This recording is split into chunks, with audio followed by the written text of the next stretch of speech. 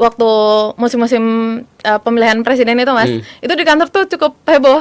Jadi kayak maksudnya ya lu hati-hati deh milih gitu. Soalnya nih kalau lu salah milih nih kita bisa kena nih, bisa abis nih. Kita kan tahu pokoknya pandai-pandai milih presiden yang benar-benar paham soal kebijakan gitu.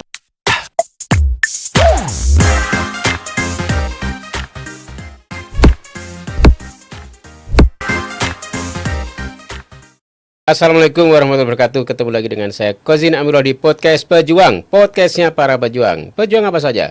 Pejuang cuan, pejuang cinta, pejuang lingkungan, pejuang demokrasi, pejuang politik, pejuang usaha apapun. Sekarang siapapun yang sedang berjuangkan sesuatu berhak untuk menjadi narasumber di podcast ini. Dan kali ini kita kedatangan sosok pejuang Zahra. Kalau saya bilang kamu ini pejuang apa? Pejuang apa? Korporat. Korporat, ya, pejuang korporat ya. Budak-budak korporat nggak? Budak korporat. Budak korporat istilah kerennya ya. Nama lengkap? Alfi Zahra Hafizah, Mas. Alwi Zahra Hafizah, panggilnya Zahra aja ya. Lo sekarang bekerja di sebuah perusahaan multinasional gitu ya? Iya, di bidang telekomunikasi. Bidang telekomunikasi. Jadi perusahaanmu itu menyediakan jasa atau peralatan? Keduanya Mas. Jadi nanti dari kita sewa vendor lagi untuk jasanya, tapi dari kita full jualan barang.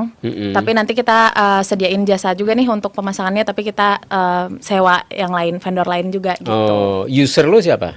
Usernya provider biasanya. Provider telekomunikasi ya. Iya, jadi kayak Telkom, Indosat, apalagi tuh di Indonesia. Iya, Akses sedang ada Smartfren gitu. Nah, kemudian lo menjadi perusahaan lo jadi semacam dikontrak atau di jasanya dibeli atau barangnya dibeli oleh mereka ya. Betul Mas. Nah, kenapa topik ini penting? Karena gini Zara, sekarang ini kita kemarin dengar Indonesia kehilangan kesempatan investasi yang nilainya sampai 120 triliun lebih di stop investasi dari Korea ya. Korea. Yang itu tentu jadi isu besar sekarang karena betapa negeri ini sekarang tidak dipercaya. Ya, isunya ya macam-macam. Ada yang mengatakan ya karena mereka merasa diperas, di sini banyak premanisme, kemudian juga aturannya berbelit-belit kan begitu ya. Nah, ada isu lain katanya ya karena pemerintahnya tidak fair, artinya ngasih privilege kepada satu negara tertentu yang kemudian akhirnya yang lainnya menjadi mundur. Nah, anyway, justru kita ingin dengar dari dirimu yang bekerja di corporate, dan corporate itu juga corporate multinasional dari negara, dari mana sih? Dari Mas. Dari Eropa ya.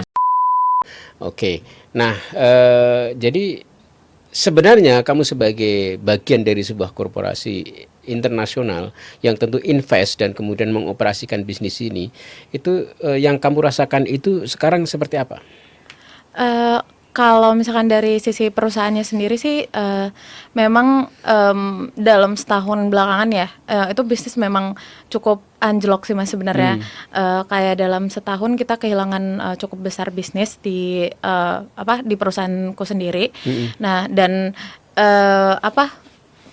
saingan itu benar-benar kerasa banget gitu, persaingan antar vendornya itu gitu, vendor telekomunikasi, dan itu juga cukup berbeda. Kalau dengar-dengar dari teman-teman yang lain tuh berbeda daripada tahun-tahun sebelumnya. Tapi bukannya persaingan itu sesuatu yang wajar, maksudnya fine dalam sebuah bisnis, iya betul. Sebenarnya sih memang wajar, tapi itu tuh sebenarnya terbukti itu ketika sekarang. Jadi baru-baru ini kita nggak dapat tender gitu.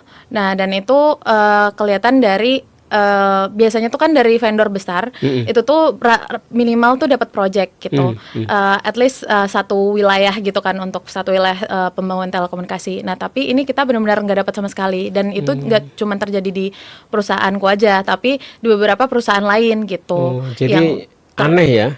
Betul, Karena Mas. perusahaanmu yang sangat tua, lama dan maksudnya sudah lama beroperasi di Indonesia. Artinya secara kompetensi, secara kapasitas itu sebenarnya bagus, tapi bisa nggak dapat tender gitu Ya ya? betul Mas.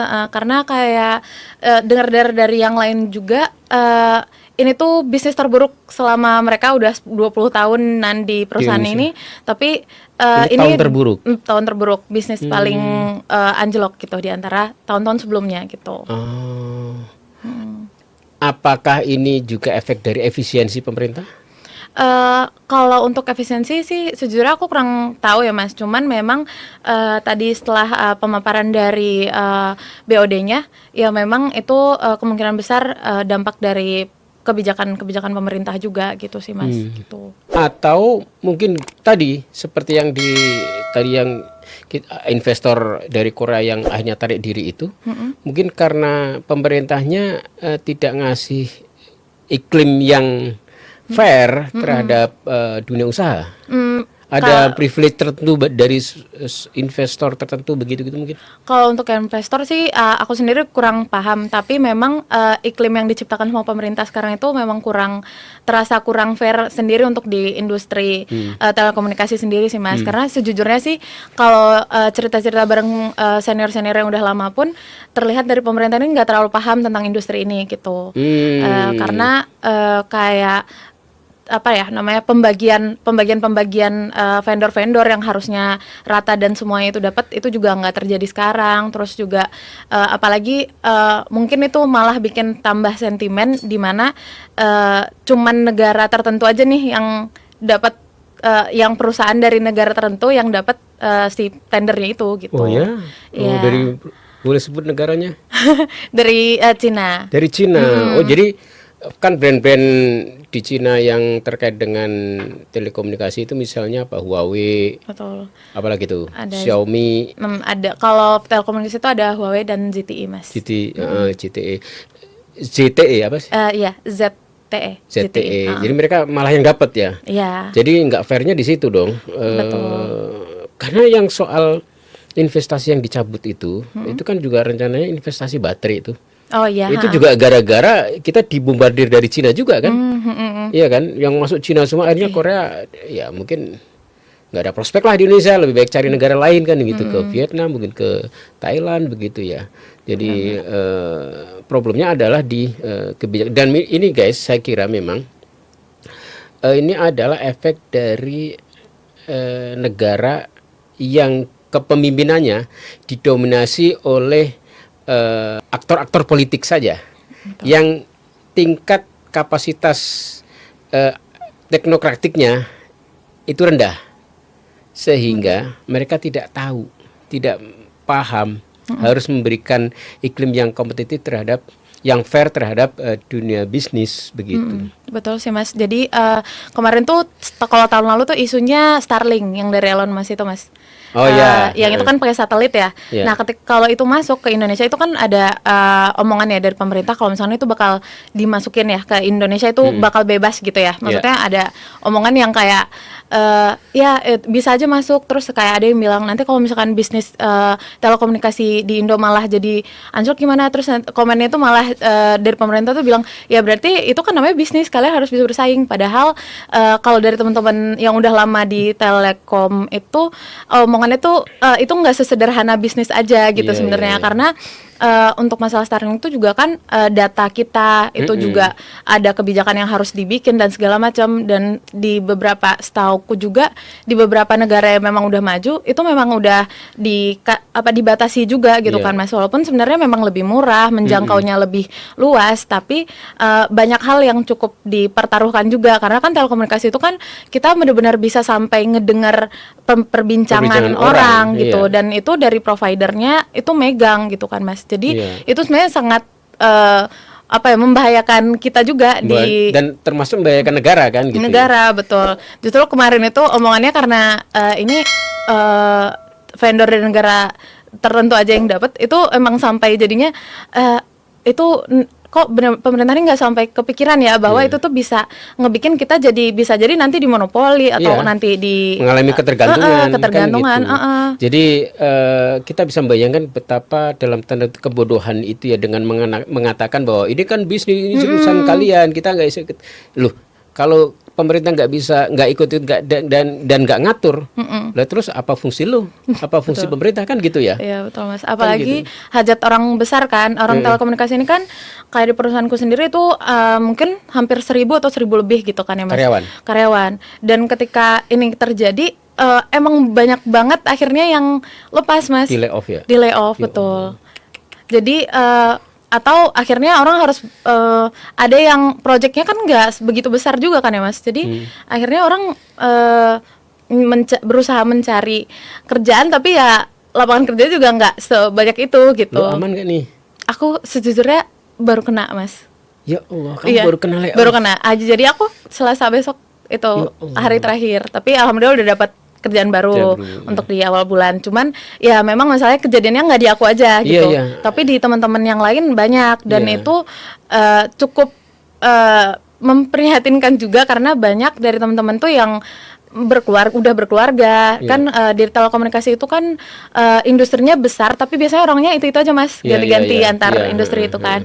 Nah jadi ya emang udah pada berumur juga. Cuman ya mereka rata-rata sih masih punya anak-anak yang harus disekolahkan segala macam. Nah ketika dikeluarin ya memang jadi banyak yang bingung juga gitu kan Mas. Apalagi untuk industri, untuk di perusahaan itu yang sekarang menang tender itu banyak yang cari yang fresh graduate gitu, yang bisa digajinya cukup lebih. Yang Cina-Cina yang menang tender itu ya, yang dari Cina itu. Betul. Jadi gajinya cukup rendah. Jadi dengar dari teman-teman project sih akhirnya gajinya itu ketika mereka mengajukan nominal mereka yang agak lebih tinggi daripada yang sekarang itu tuh diprotes karena kayak kita biasanya untuk posisi kamu sekarang tuh jauh lebih rendah gitu. Dan mereka pasti bisa mengatakan kan sekarang banyak yang layoff, banyak yang nyari kerja. Ya kalau lu nggak mau silakan pergi, gue cari yang baru. Benar Mas. Dengan entengnya kan mereka bisa mengatakan itu. Betul. Kan gitu. Sedihnya sih sebenarnya itu sih Mas. Jadi emang banyak akhirnya kejadian yang di layoff gitu. Sedangkan ya dari teman-teman dari perusahaan yang ngurus di Indonesia sendiri kan, kalau dari perusahaanku sendiri ya itu berat, dengan sangat berat hati, tapi memang keadaan bisnis nggak memungkinkan untuk itu gitu kan Mas. Ya jadi kebayang guys ya, jadi Zahra ini adalah salah satu yang baru saja kena layoff. Zahra masih beruntung karena kemudian ngatur strategi lalu kemudian bisa akan dapat yang baru walaupun ini dalam proses. Tapi bayangkan di antara, kamu udah keluarga belum? Belum sih Mas. Belum ya. Alhamdulillah Kalau belum. ya apalagi kalau misalnya kayak kamu ngalamin layoff kemudian sudah berkeluarga, harus ada yang dikasih makan. Dan itu bayangkan satu perusahaan bisa sampai ribuan ya karyawan yang kemudian kalau mengalami layoff separuh saja itu dampaknya luar biasa. Betul. Berapa kali perusahaan. Artinya memang ya ini pemerintah nggak boleh tidak peduli gitu ya. Gitu. Nah, ada masukan nggak nih, saranmu nih ini kepada ya karena kita ditonton oleh banyak orang, semoga ada juga bagian dari pemerintah yang nonton, mungkin kamu punya pemikiran, saran-saran gitu ya. Apa ya, sebenarnya memang lebih ke kebijakan sih Mas. Mungkin telekomunikasi ini tuh apalagi orang awam mungkin nggak terlalu paham ya gimana. Aku sendiri baru 2 tahun sebenarnya Mas masuk ke industri ini, dan itu memang panjang banget proses untuk paham gitu. Itu pun aku baru akhir-akhir ini kayak oh ternyata gitu ya, sepenting itu ya telekomunikasi ini yang memang benar-benar harus dijaga gitu.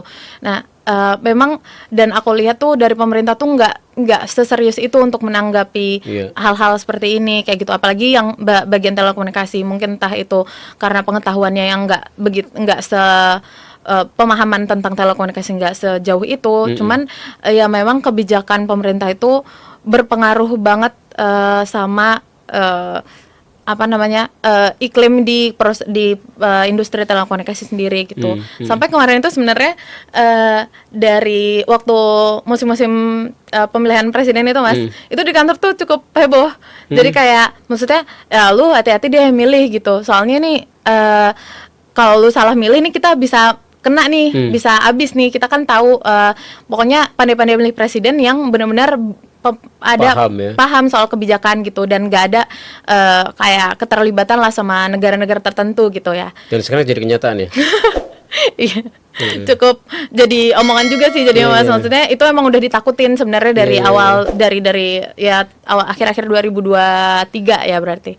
Ya udah jadi omongan di perusahaan gitu, dan udah apalagi yang masalah yang Starlink itu kayak udah menunjukkan banget gitu sih Mas. Jadi teman-teman tuh pada kayak, oh ini lama-lama di Indonesia ini bisa jadi telekomunikasi cuma dikuasai satu perusahaan. Apakah itu BUMN doang? Sedangkan dari teman-teman itu bilang kalau nggak sangat-sangat nggak baik gitu lah kalau misalkan di satu negara itu cuma satu dimonopoli ya. Sama satu perusahaan. Maka besar. Segala akan mengalami ketergantungan ke betul satu itu, dan akhirnya ya kita sebagai sebuah bangsa kehilangan ininya kan, martabatnya, kehilangan ya, datanya dipegang orang gitu ya. Betul gitu. Mas. Kedaulatannya itu jadi sebenarnya terancam ya. Banget sih Mas itu. Dan ya kayak seperti nggak ada kesadaran aja tentang itu. Sebenarnya itu sih yang paling penting, karena aku pun juga baru tahu waktu masuk di Telkom di industri ini, kalau ternyata ya sebisa itu kita dimata-matai gitu lah kasarnya ya sama industri-industri telekomunikasi ini. Jadi sepenting itu harusnya kita tuh bisa menciptakan atau ya menerbitkan kebijakan tuh yang benar-benar bisa melindungi data-data personal kita gitu. Dan ya itu udah jadi candaan banget Mas di industri di antara teman-temanku. Kalau misalkan ya udah data kita juga udah kemana-mana, misalkan kayak gitu, toh udah segampang itu untuk. Kalau di situ kayak nggak punya privasi sekarang ya. Betul banget sih Mas. Itu ya pengalaman dari teman-teman itu cukup menggambarkan, dan itu aku rasa memang butuh orang-orang yang benar-benar profesional untuk benar-benar tahu memegang lah gitu ya Mas, industri-industri khususnya kayak telekomunikasi ini, karena data kita itu ya zaman sekarang kan data itu kesebar luas banget, dan gimana caranya kita bisa bikin itu lebih private dan personal gitu, dan nggak bisa diakses sama orang banyak kayak gitu. Nah, ngomong nih sebelum kita tutup kembali ke soal perusahaan tadi, ini kalau terus begini mungkin lama-lama tarik diri juga ya, kayak yang dari Korea itu. ada possibility Mas sebenarnya, kemungkinan. Tapi mungkin untuk setahun belum katanya. Cuman ya nggak tahu, ada tender berikutnya kan di provider lain. Nah itu yang menentukan, karena sekarang kita benar-benar cuman kalau teman-teman bilangnya single factor ya kalau nggak salah. Jadi emang cuman kita megang satu provider doang gitu. Dan kalau misalnya itu habis ya bisa jadi tarik diri semua gitu. Gulung tikar ya. Dan padahal ini brand yang ya saya nggak sebutkan brand, tapi tempatmu bekerja ini kan yang sejak saya kecil aja sudah ada itu. Betul Mas. Ya, udah kan? Dari saya itu orang-orang yang kerja di sana dari saya lahir Mas. Dari tahun 2000 udah kerja di sana. Kerja di situ ya. Kemudian kamu sana. sekarang kerja di situ, ketemu dengan mereka ya. Betul. Dan sebenarnya kalau bisa dibilang tuh brand dari perusahaanku itu dari kualitas itu paling bagus. Tapi memang agak lebih pricey. Jadi memang kalah saing dengan harga. Ini omongan belakang sih. Jadi kayak harganya yang lebih murah, tapi di perusahaanku itu cukup ketat Mas, compliance-nya. Untuk quality control-nya. Dan compliance ketika sales ke provider itu benar-benar nggak boleh ada suap atau kayak traktir itu benar-benar bisa di entertain itu nggak bisa. Tapi memang kita kalahnya di sana gitu. Semua sekarang mengalami itu. Betul. Semua mengalami itu, termasuk tadi yang saya ceritakan di awal, investor yang akhirnya cabut itu kan salah satu alasannya karena cost di luar yang seharusnya itu selalu tinggi. Ya kan? Jadi biaya preman, biaya polisi, biaya aparat, biaya birokrat, ya kan? Kemudian macam-macam lah, biaya ormas, banyak sekali. Banyak banget tapi memang Mas. Dan itu dari teman-teman tuh memang udahlah, kita nggak bisa tuh ngalahin, karena dari mereka, dari saingan itu justru banyak yang emang udah nyediain dana untuk itu gitu. Dan satu lagi biaya politisi. Iya benar. Itu yang harganya juga nggak kalah. Nanti kalau kena kasus hukum, biaya jaksa, biaya hakim. Ini kemarin hakimnya baru ketangkep. Hakim yang ngadilin Tom. Saya hadir di sidangnya Tom itu 2 minggu yang lalu, ditunda, kemudian setelah itu dibuka, lalu hakim bilang kita akan bacakan penggantian hakim karena yang hakim satu sedang berhalangan, tetap ternyata hakimnya ditangkap. Bagaimana seorang hakim tipikor tindak pidana korupsi, kemudian hakimnya sendiri ditangkap karena terima suap. Ironi banget ya. Jadi aduh. Anyway, Zahra, ada lagi mungkin yang mau disampaikan? Udah sih kayaknya cukup lumayan.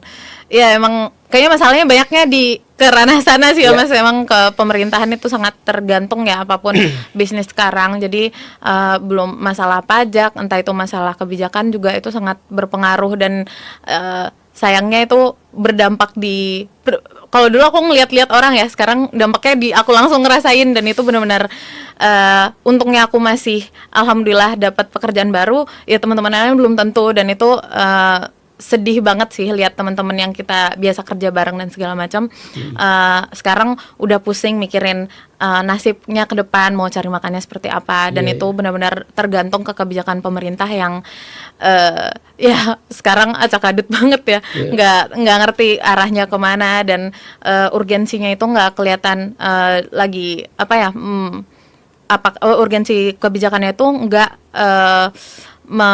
mencakup nggak menjawab dari keresahan-keresahan yang terjadi di sekarang, zaman-zaman sekarang gitu sih. Nah itu tadi para pejuang semua curhat cerita dari sosok pejuang korporat tentang situasi kondisi ekosistem iklim dari usaha ya, korporasi usaha khususnya di bidang telekomunikasi di Indonesia yang sesungguhnya sangat mengenaskan, dan ini kalau tidak diantisipasi terutama oleh pemerintah, maka kita akan mengalami layoff besar-besaran, dan kemudian orang akan kehilangan banyak pekerjaan, dan jika itu terjadi masif maka tentu dampak-dampak sosialnya seperti kriminalitas atau bahkan nanti ada amuk massa itu mungkin bisa terjadi. Oleh karena itu para pejuang semuanya, kita berdoa semoga ini bisa segera ditangani, dan kita sama-sama juga berjuang ya untuk kita semua masing-masing. Dan terima kasih Zahra sudah menyempatkan waktunya. Tadi saya buru-buru karena kamu juga harus ke tempat kerjamu ya, yang walaupun ini udah malam masih meeting-meeting ya. Oke, kita tutup podcast kita kali ini. Pejuang bukan hadapi.